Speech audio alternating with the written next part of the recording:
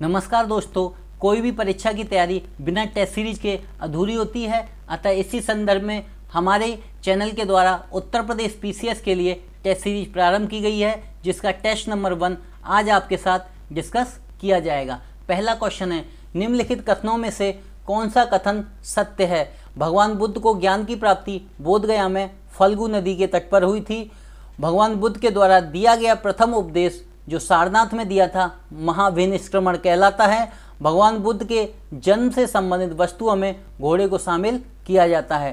तारा देवी को भगवान बुद्ध की अगली पत्नी के रूप में मान्यता दी गई है। इसमें एक सत्य कथन बताना है, तो इसका आंसर होगा ऑप्शन डी। चलिए इसकी व्याख्या देख लेते हैं। महात्मा बुद्ध को ज्ञान की प्राप्ति बोधगया में हुई थी। बोधगया को उर्वेला के नाम से भी जाना जाता है।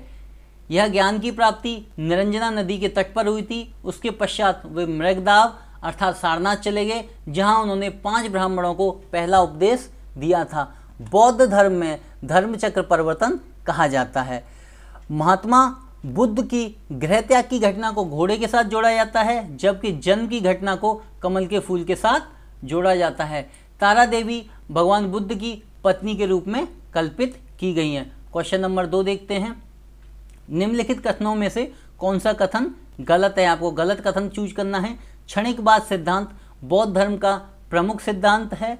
महात्मा बुद्ध का जन्म कपिलवस्तु के समीप लुम्बिनी ग्राम में हुआ था। महात्मा बुद्ध की मृत्यु पावापुरी में हुई थी।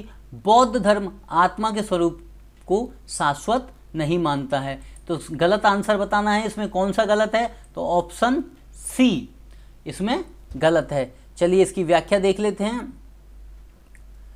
महात्मा बुद्ध का जन्म कपिलवस्तु में लुम्बिनी में हुआ था।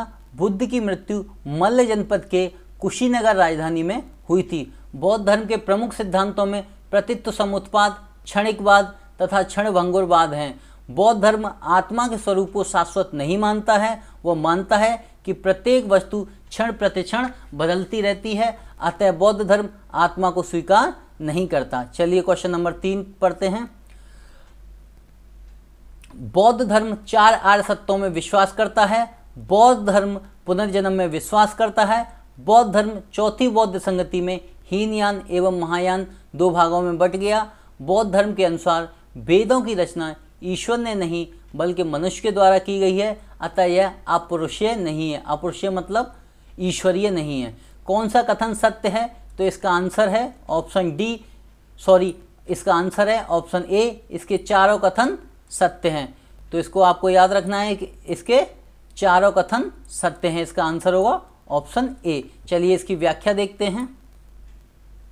बौद्ध धर्म में 4 आर्य सत्य माने गए हैं, जिसमें पहला दुख है, दूसरा दुख का कारण है, तीसरा दुख का निवारण है, चौथा दुख निवारण का मार्ग है। बौद्ध धर्म ईश्वर में विश्वास नहीं करता है, लेकिन वह पुनर्जन्म की धारणा को मानता है। बौद्ध धर्म चौथी बौद्ध संगति जो कि कुंडल वन में हुई थी 2 भागों में बट गया, हीनयान और महायान। बौद्ध धर्म वेदों को ईश्वरीय नहीं मानता है, बल्कि वह मानता है कि यह अपरुषीय नहीं है, मतलब ईश्वर के द्वारा नहीं रचित की गए हैं। अगला क्वेश्चन देखते हैं। Question number 4।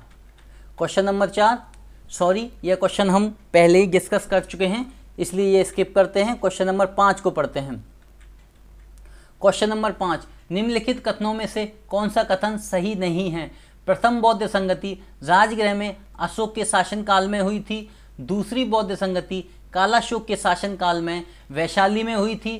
तृतीय बौद्ध संगति में पहली बार फूट के बीज दिखाई देते हैं। चौथी बौद्ध संगति कनिष्क के शासनकाल में कश्मीर के कुंडल वन में हुई थी। इसको आपको बताना है कि कौन सा कथन सही नहीं है, मतलब कौन से गलत हैं। तो इसका आंसर होगा डी। 1 और 3 कथन गलत हैं, जबकि 2 और 4 कथन सत्य हैं। चलिए इसकी व्याख्या देखते हैं। प्रथम बौद्ध संगति के बारे में अगर देखें तो यह राजगृह में हुई थी। महाकश्यप इसके अध्यक्ष थे और अजातशत्रु इसके शासक थे। इसमें सबसे महत्वपूर्ण कार्य हुआ था सूत्र पिटक एवं विनय पिटक का संकलन किया गया। दूसरी बौद्ध संगति वैशाली में हुई थी। इसके अध्यक्ष थे सावा कमीर और शासनकाल था कालाशोक का। सबसे बड़ा काम इसमें हुआ था। द्वितीय बौद्ध संगति में पहली बार बौद्ध धर्म में फूट पड़ती है और वह स्थाविर और महासंज्ञिक दो भागों में बट जाता है। स्थाविर आगे चलकर हीनयान मत में बनते हैं, जबकि महासंज्ञिक आगे चलकर महायान मत बनते हैं। तीसरी बौद्ध संगति के बारे में देखते हैं। तीसरी बौद्ध संगति पाटलिपुत्र में हुई थी। मोगालीपुत्र तिष्य इसके अध्यक्ष थे। शासनकाल था अशोक का और इसमें सबसे महत्वपूर्ण काम किया गया अभिधम्म पिटक, जबकि सूत्र पिटक और विनय पिटक प्रथम संगति में और अभिधम्म पिटक तृतीय संगति में जोड़ा गया। चौथी बौद्ध संगति कश्मीर के कुंडल वन में हुई थी। इसके अध्यक्ष थे वासुमित्र और उपाध्यक्ष थे अश्वघोष और शासक था कनिष्क। और सबसे महत्वपूर्ण काम हीनयान और महायान में बट गया था बौद्ध धर्म। जो पहले स्थाविर थे वो हीनयान बन गए, जो पहले महासंज्ञिक थे वो महायान बन गए। चलिए अगला क्वेश्चन देखते हैं, क्वेश्चन नंबर 6। हीनयान संप्रदाय के लोग बौद्ध धर्म को एक मूर्ति के रूप में पूजते हैं और उन्होंने कल्पना की कि आगे आने वाले बुद्ध मैत्री के रूप में अवतार लेंगे। दूसरा कथन है बोधिसत्व अवधारणा महायान संप्रदाय से संबंधित है, जिसमें बोधिसत्व मोक्ष प्राप्त करने के बाद अन्य लोगों के लिए मदद करते हैं। मोक्ष प्राप्त करने के बाद अन्य लोगों के लिए मदद करते हैं। ऐसे कौन से कथन सत्य हैं, अब आपको बताना है। तो इसमें केवल 2 कथन सत्य है। चलिए इसकी व्याख्या देखते हैं कि पहला क्यों गलत है।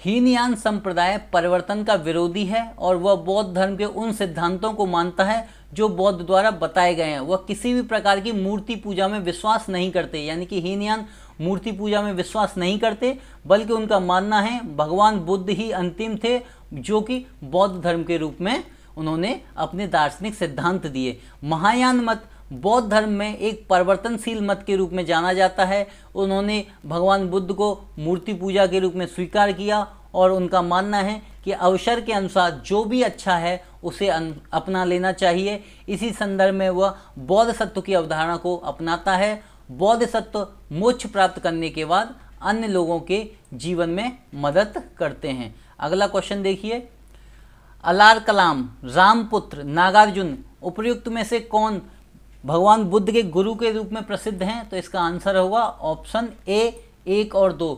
व्याख्या, प्रथम जो गुरु थे उनके अलार कलाम थे, उसके पश्चात उन्होंने द्वितीय गुरु रामपुत्र को बनाया था। यहाँ भी याद रखना है अलार कलाम सांख्य दर्शन के आचार्य भी थे। अगला क्वेश्चन चलते हैं। अगला क्वेश्चन है क्वेश्चन नंबर 8।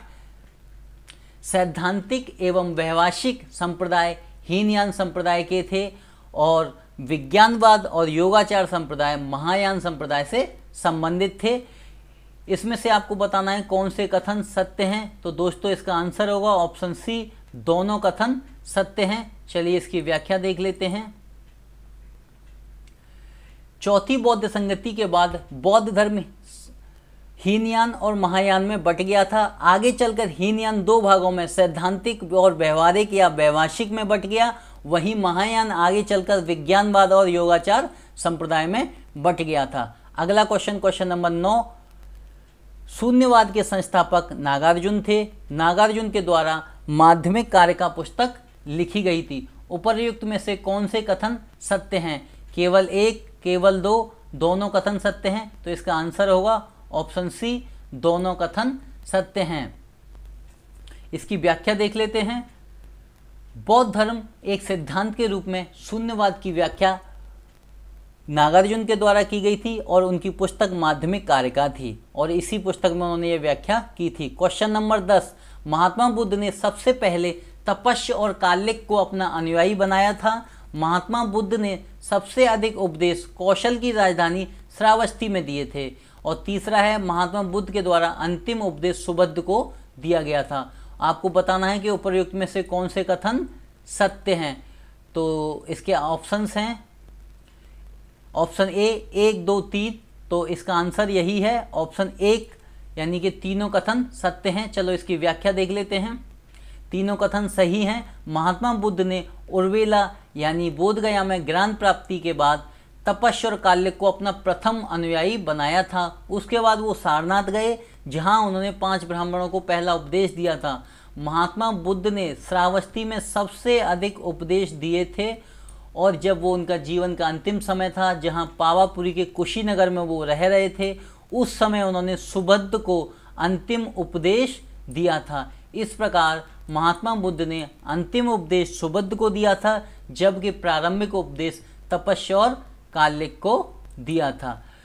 आशा करता हूँ आपको समझ में आया होगा। और दोस्तों, आपसे रिक्वेस्ट है कि इस चैनल को अधिक से अधिक सब्सक्राइब करें और शेयर करें, और हमारे टेलीग्राम चैनल से ज़रूर जुड़ जाएं। इस पर आपको इसकी PDF मिल जाएगी। अगर किसी को अपनी PDF पर्सनल भी चाहिए तो वो व्हाट्सएप पर मांग सकता है, जिसके नंबर्स नीचे दिए गए हैं। आशा करता हूँ आपको समझ में आया होगा। मिलते हैं अगले टेस्ट के साथ। धन्यवाद।